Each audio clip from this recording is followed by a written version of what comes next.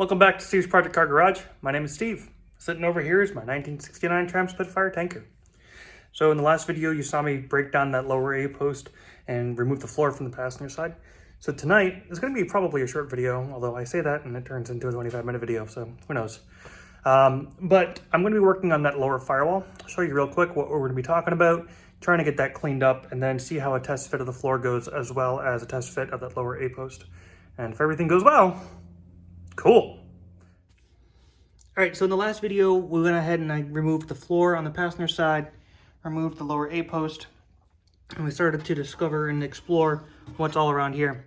So if you remember correctly, you saw that there was a big weld here that came along, and this is definitely not original. And doing some more digging, I don't think that the flange I was trying to preserve on the other side is original either. I honestly just think it's a piece of the floor. So what I'm going to do tonight is use my angle grinder, and I'm going to just cut this stuff out, kind of see what that leaves me with, and make a plan to go ahead and test fit floors and that lower A post. So stick around, it'll be a good video. All right, so I didn't film any of that really because I couldn't find a good angle to get in with the camera. But if you've ever watched any of my films, you know what it looked like when I'm grinding, so you didn't need to see that again anyways. But I was able to get this cleaned up nicely. I came in with my angle grinder at an angle, go figure, and I went ahead and I cut this out. It was really thick metal in a couple of places there. If you remember way back earlier, towards the beginning of the series, when I first cut the floors out, they used a lot of plate steel. It was kind of like cutting through that, but it was just fat, thick welds. So I'm just guessing they used a stick welder and just blobbed weld in there. So I'll have some cleanup to do still here, but check this out. I was able to salvage the flange. So that's pretty cool. So I'm happy I was able to do that. So now, just for S's and G's, I'm going to put the floor in. So let's see how that goes.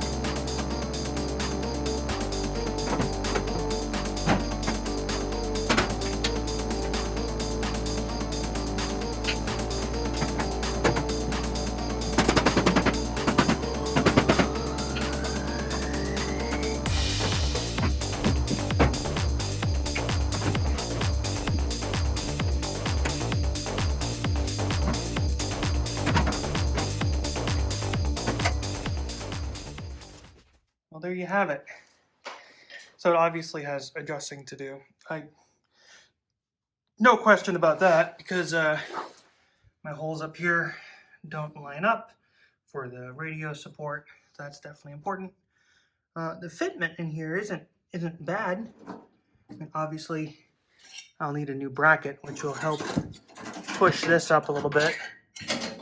And I need to make sure that these holes will line up so I can go ahead and properly take advantage of that.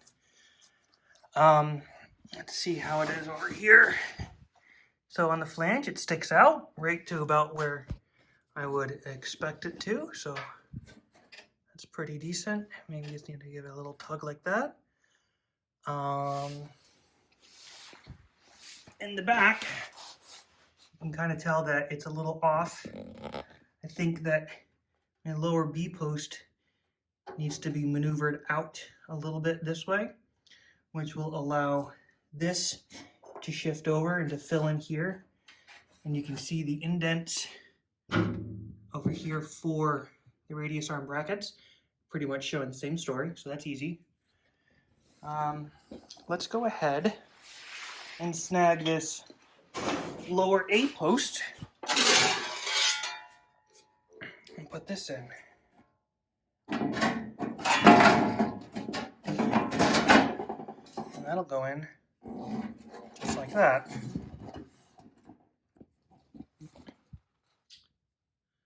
How does that look? Not bad. So I still have that hole there I need to fill. I come around here. It's a pretty decent fit. Come around here. Again, pretty decent. I'll still have some patchwork to make, but overall, not bad. Not bad.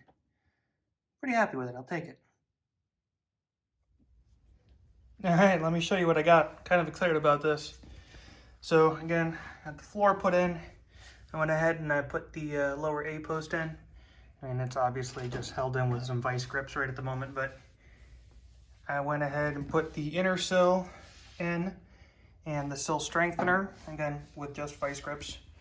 I got a bit of a gap over here, which stinks because the patch panel that I put in obviously did not follow the contour that well. So I'm not sure what I'll do about that. I'm gonna have to think on that for a little bit. Probably have to do some hammer work or something to get that to kind of come out, but outside of that, we fit pretty well over here, which means that my alignment is not bad. I noticed that my drill holes or my screw holes here aren't that far off. There's one there, and then the other one's like right there. You can't see it because it's just filled with debris, but it's there. And it looks as though the whole floor just kind of needs to shift a little bit that way. So realistically, I'm actually on point almost, because it's got to shift over this way a little bit anyways. So really happy with that. That's actually pretty sweet. So it's getting on a little bit late, so I'm going to go ahead and start wrapping up. All right, well, like I said, it's going to be a short video tonight. Really happy, though, with the progress that I made. So I test fit the floors and the inner sill, and it's not bad. Not bad for a guy who's never done this stuff before. So I think that the next step is going to be for me to go ahead and clean up that metal some more, probably get in there with the wire wheel, and just try to clean as much metal as possible while I have relatively easy access, and then start putting a plan together for buttoning this side up.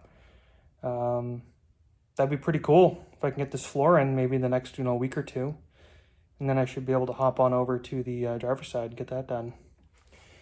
So yeah, it's a pretty big milestone for me tonight, so really excited.